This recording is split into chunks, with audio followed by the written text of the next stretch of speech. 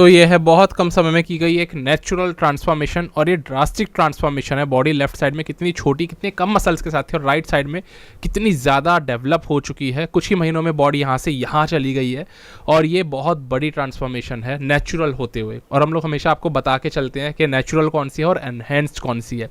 आपको भी इस तरीके से अगर खुद को ट्रांसफॉर्म करना हो, इतने बड़े शोल्डर्स, चेस्ट और एक एस्थेटिकली लीन फिजिक चाहिए हो, तो हमें ज्वाइन करो। यहाँ पर आपको इंस्टाग्राम आईडी का लिंक दिख रहा है, यहाँ पर हमें डीएम करो और अपना सफर शुरू करो फिटनेस का। चाहे आप फीमेल हो, चाहे आप मेल हो, एनहेंस्ड हो, या फिर किसी फोटोशूट की तैयारी कर रहे हो, वेज हो या फिर नॉन वेज लेते हो, कोई भी, हम सबको ट्रांसफॉर्म कर चुके हैं। कई सारे रिजल्ट्स हमारे पोर्टफोलियो में अच्छे हम ऐड कर चुके हैं। 8 से 9 मई के बीच में न्यूयॉर्क प्रो होने वाला है। और दोस्तों, ये इतना बड़ा कॉन्टेस्ट होता है हर साल, जिसमें कि बहुत सारे कंपेटिटर्स अलग अलग डिवीजन से कंपीट करने के लिए उतरते हैं। यहाँ पर इस बार बहुत फेमस कंपेटिटर मेंस फिजिक के अंदर खेलने उतरने वाले हैं। नाम है अली बिलाल। दोस्तों, जब मैंने न्यूयॉर्क की लिस्ट देखी तो इस बार हैरानी हुई, क्योंकि बहुत कम कंपेटिटर्स थे जो मेंस फिजिक में खेलने उतरने वाले हैं।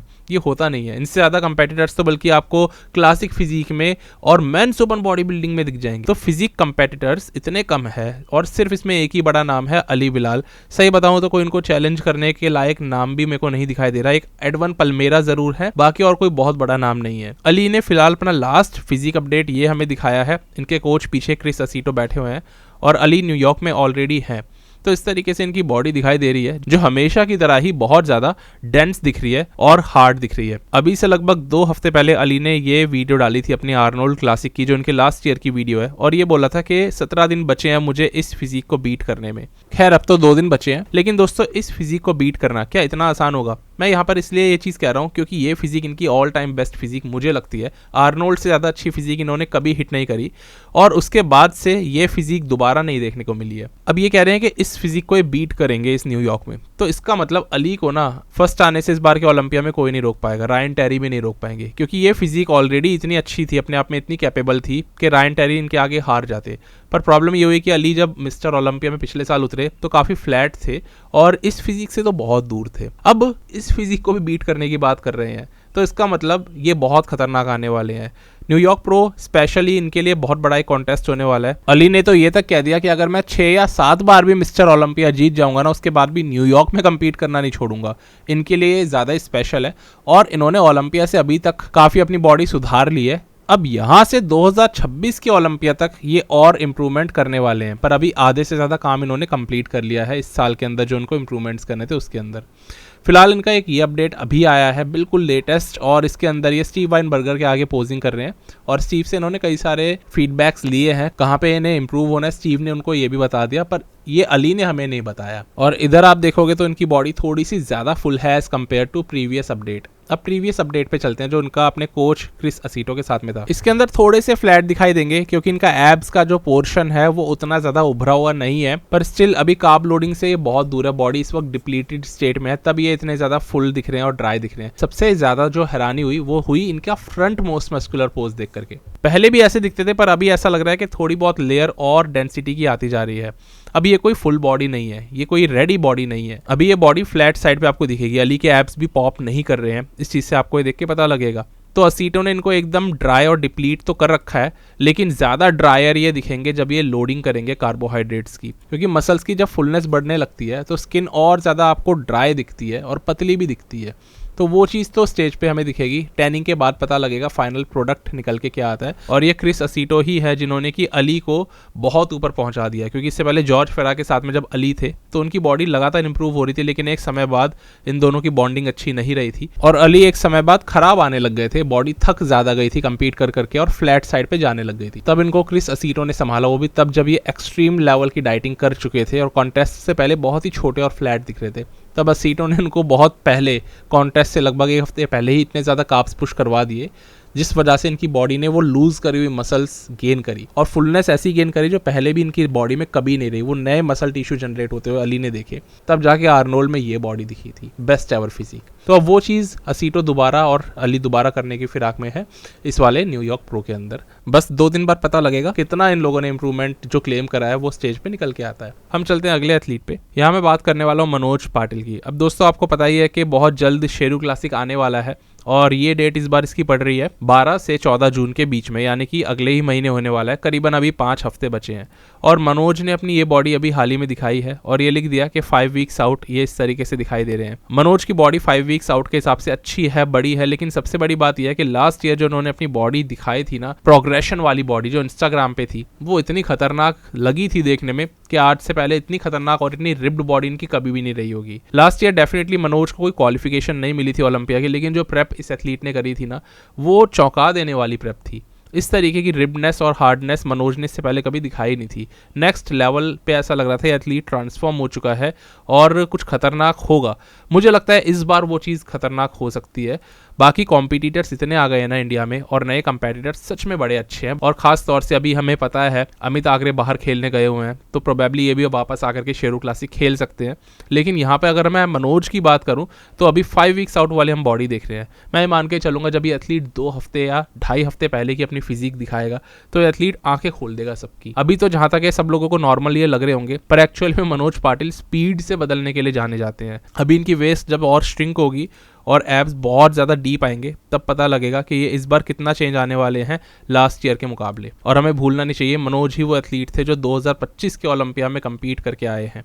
तो ये वो चीज़ें हैं जो अब इंडियन एथलीट्स करने लग रहे हैं और इस बार मुझे लग रहा है अमित आगरे का नंबर डेफिनेटली लगने वाला है। पर मनोज पाटिल को भी हमें हल्के में नहीं लेना चाहिए। एक पुराने एथलीट है, बहुत बड़े लेजेंड है, पर आज भी उतने ही ज़्यादा कंपेटिटिव है, इनफैक्ट इतने ज़्यादा कि ओलंपिया तक होकर के आ जाते हैं। तो डेफिनेटली मनोज की इस बार की प्रेप मुझे लगता है पिछले साल से भी और बेहतर होगी। पिछले साल की प्रेप बहुत खतरनाक थी, बस वो ये है कि कई बार आप पीक नहीं कर पाते हो, कुछ चीज़ें ऊपर नीचे हो जाती है, इसलिए आप स्टेज पे सॉफ्ट आ जाते हो और बहुत मूड खराब होता है उस चीज़ को सोच करके ही। वो सिर्फ एथलीट ही समझ सकता है। इस बार उम्मीद है कि मनोज की टाइमिंग जो है बिल्कुल सही बैठेगी और यही एक एथलीट कर सकता है। अब हम सीधा इनके अगले फिजिक अपडेट में दोस्तों मिलेंगे, करीबन 2 हफ्ते बाद मैं कवर करूंगा। फिलहाल दोस्तों जेरेमी और हैनी बहुत स्ट्रॉन्ग रूमर्स आपको दे रहे हैं, हमें दे रहे हैं वापस कमबैक के, और ऐसा लग रहा है कि इस बार जेरेमी हैनी के साथ में प्रेप कर सकते हैं। अब हालांकि हैनी रम्बॉट एक रिटायर्ड कोच हैं और उन्होंने बोला था कि प्रेप करवाने में बहुत ज्यादा मेंटल टायर्डनेस लगती है, टाइम भी मेरा बहुत ज्यादा है, इसलिए मैं ये सब नहीं करूंगा, पर फिर भी मैं सबकी हेल्प जरूर करूंगा चाहे कोई भी एथलीट हो। इसीलिए वो एक्टिवली इस गेम के अंदर बने हुए हैं और बिजनेस भी पूरा उनका इसी गेम से है, तो इसलिए वो दिखते रहते हैं जेरेमी के साथ लगातार हर एक यूट्यूब की ट्रेनिंग वीडियो में। और अब ये इसलिए भी है क्योंकि जेरेमी उनके अंडर वापस आ गए हैं, उसी ब्रांड इवोजन न्यूट्रिशन को जेरेमी ने ज्वाइन कर लिया है। अब तो ऐसा हो गया हर एक सेमिनार में हैनी के साथ में जेरेमी दिख रहे हैं। और जेरेमी ने रिसेंटली ये जो वीडियो डाली थी इसमें हिंट दिया था वापस कमबैक करने का। इन दोनों ने ट्रेनिंग के एक साथ लगातार वीडियोस डालने जारी करे हुए हैं यूट्यूब पे। हालांकि जेरेमी लगातार टाइम टू टाइम अपग्रेड हुए हैं, बिना हैनी की गाइडेंस में भी लास्ट ईयर इन्होंने बहुत अच्छी प्लेसिंग ओलंपिया में सिक्योर करी थी, और तो और उससे पहले भी एक शो जीत गए थे। ये बिना हैनी रम्बॉट के थे, हैनी तो इनको अब जाके दोबारा मिले हैं। पर ये जो एक कोच और एथलीट रिलेशनशिप था ये कई सारे लोग मिस कर रहे थे, इस वजह से ये बिजनेस के लिए इनके बहुत अच्छा होगा, स्पेशली इनके इवोजन न्यूट्रिशन के लिए। अगर ये दोनों डिसाइड करते हैं वापस आने के लिए, हैनी बहुत बड़ा नाम ऑलरेडी है, उनको किसी चीज की जरूरत नहीं, पर जेरेमी को जरूरत है वापस से वही फैन फॉलोइंग एस्टेब्लिश करने की। सबसे बड़ी बात यह है कि जेरेमी बहुत अच्छी शेप में लगातार चल रहे हैं, ये ऑफ नहीं जा रहे। इन्होंने ये बोला था कि मेरा लास्ट ओलंपिया पिछले साल ही था, पर ये कोई नई बात नहीं है। मेंस फिजिक एथलीट्स कई बार रिटायर होकर के वापस आते हैं। जेरेमी पोर्टविन रिटायर थे, ब्रेंडन हेंड्रिक्सन रिटायर हो चुके थे, जेरेमी बुंडिया तो 2 बार रिटायर हो चुके हैं। तो ये इन लोगों के लिए मुझे लगता है कॉमन और सबसे आसान होता है मेंस फिजिक एथलीट्स के लिए आउट ऑफ रिटायरमेंट आकर के वापस से कमबैक करना। अभी तो ऑफ सीजन फेज है, इनको कोई ओलंपिया में क्वालिफाई करने की जरूरत नहीं है, तो कोई हबड़ दबड़ नहीं है कि ओलंपिया से पहले कोई एक शो खेलना ही है। 4 महीने 18 दिन पड़े हैं, तो लगभग आप 5 महीने मान लो। देखो इतना पास आ गया ओलंपिया, अब दोबारा से होने जा रहा है। तो ऐसे में जेरेमी का बस स्टार्ट होगा बहुत जल्दी से ओलंपिया के लिए प्रेप करना। स्टिल जेरेमी में बहुत ज़्यादा साइज है और ये बिल्कुल भी स्लो नहीं पड़ रहे हैं, तो मुझे लगता है इस बार के ओलंपिया में ज़रूर कम्पीट करेंगे। पर अभी कुछ भी ऑफिशियली इन्होंने कंफर्म नहीं करा है। ऑलरेडी मेंस फिजिक का जो लाइनअप है बहुत स्ट्रॉन्ग है। आज का मेंस फिजिक सबसे ज़्यादा स्ट्रॉन्गेस्ट चल रहा है। जैसे कि आजकल बॉडी बिल्डिंग सबसे ज़्यादा वीक लगती है ना मेंस ओपन लाइनअप, पहले के बॉडी बिल्डर्स कितने स्ट्रॉन्ग लगते थे, ठीक मेंस फिजिक में उल्टा हो रहा है। आज आपके पास अली बिलाल, रायन टेरी जैसे लोग हैं और बहुत सारे खतरनाक एथलीट्स हैं जिनके एक से बढ़कर एक जेनेटिक पोटेंशियल है। तो जेरेमी कहीं ना कहीं उनके आगे अब दबे हुए दिखते हैं और जेरेमी को भी ये बात समझ आ चुकी है कि अब वो नहीं जीत सकते। इसीलिए ब्रांड के लिए और पॉपुलैरिटी के लिए ये दोनों एक साथ अगर आते हैं तो वो ज़्यादा फायदे का सौदा रहेगा उस तरफ अगर सोचा जाए। इसीलिए शायद जेरेमी हिंट दे रहे हैं साथ में कमबैक करने का हैनी रम्बॉट के। 1.5 साल से भी ज़्यादा हो चुका है क्रिस बमस्टेड को रिटायर हुए और अब जाकर के उन्होंने अपनी पूरी फिजिक दिखाई है। इस तरीके से सीबम रिसेंटली नजर आए अपने एक खुद ही के ब्रांड के फोटोशूट में, और उनके साथ में खड़े हुए थे सैम सुलक। पहली बार ऐसा हो रहा है कि क्रिस बमस्टेड छोटे लग रहे हैं अब दूसरे लोगों से, और काफ़ी कंपेरेबल लग रहे हैं दूसरे सब एथलीट्स के। तो अब ये देखो 1.5 साल से ऊपर हो गए, पर ये एथलीट अभी भी इतनी अच्छी फिजिक मेंटेन कर रहा है, और दूसरे एथलीट्स तो फुल पोटेंशियल के साथ में आगे बढ़ रहे हैं सैम सुलक जैसे। तब जाकर के सीबम अभी भी इनके आगे कंपेरेबल लग रहे हैं। इनफैक्ट सीबम अभी भी बड़े लग रहे थे अगर हम फ्रंट डबल बाइसेप देखें तो इतना साइज ये एथलीट रिटायरमेंट के बाद भी कैरी कर रहा है। कितना एडवांस में एथलीट चलता था अपने ज़माने में, इससे समझ आता है। इस वक्त इन्होंने कोई कमबैक का अपना अनाउंसमेंट नहीं करा है, पर सीबम का ये अपडेट मिल जाना ही काफ़ी बड़ी बात है। रिटायर होते हुए इस तरीके से दिखना बहुत बड़ी बात है। ये देखा जा सकता है कि काफ़ी ज़्यादा रिब्ड है और बॉडी फैट परसेंटेज इनका सही में लो है। क्रिस ने काफ़ी अच्छी शेप मेंटेन करी है, और रिटायरमेंट के बाद इनको कई सारी बॉडी में दिक्कतें आई है, नीज़ के रिलेटेड, एल्बोज के रिलेटेड, जिसके चलते इन्होंने कई सारे अपने अलग अलग थेरेपीज़ करके अपने आप को ठीक करने की कोशिश करी है। और क्रिस अब प्योर अपने बिजनेस के ऊपर ही रिलाय कर रहे हैं। फिलहाल कोई इनका वापस आने का इरादा नहीं दिखाई दे रहा है। अभी तक इनकी जो फाउंडेशन थी वो स्ट्रेंथ को लेकर के इन्होंने बिल्ड करी थी, पर अब इनकी फाउंडेशन हो चुकी है खुद को रिकवर करने के ऊपर, क्योंकि इनके जॉइंट्स बहुत वीक थे। Over the period of time जितनी भी सारी इन्होंने इंजरीज डेवलप करी थी उनको सही करने में लगे हुए हैं, और बॉडी को और ज़िंदगी को अलग वे में लेकर के जा चुके हैं। अब ये खुद को उतना ज़्यादा पुश भी नहीं कर रहे हैं, और लगातार हील करते हुए भी अगर बॉडी इस तरीके से दिख रही है, ना उतने मील्स ये लेते, ना उस तरीके से गियर्स ये पुश करते, तब भी बॉडी अगर इतनी हेल्दी दिख रही है, तो ये विन विन सिचुएशन है। और क्रिस ने तो ये तक बोल दिया कि उन्होंने अपना आईजी और नेफ्रोपैथी, जो उनकी kidney related auto immune disease थी, वो तक भी ठीक कर ली है। तो और इससे ज़्यादा बड़ी बात कोई नहीं हो सकती है। हम लोग जब भी देखते हैं तो हमेशा बॉडी को देख करके जज करते हैं, पर ज़िंदगी में बहुत कुछ चल रहा होता है एक एथलीट के, और इस वक्त ये अलग ही अपना पाथ बना रहे हैं। देखो ज़रूरी नहीं है कि क्रिस हमेशा रिटायर रहे, हो सकता है बहुत जल्दी आ भी जाएं, पर अभी ऐसा देख करके बिल्कुल भी नहीं लग रहा है। आज की वीडियो को यहीं ख़त्म करते हैं। मैं आपसे कल मिलूंगा, बहुत सारे अपडेट्स आ रहे हैं क्योंकि न्यूयॉर्क प्रो से जुड़े हुए। बस दोस्तों, अगर आपको भी कोचिंग लेनी हो तो हमें यहाँ पे DM कर सकते हो आप।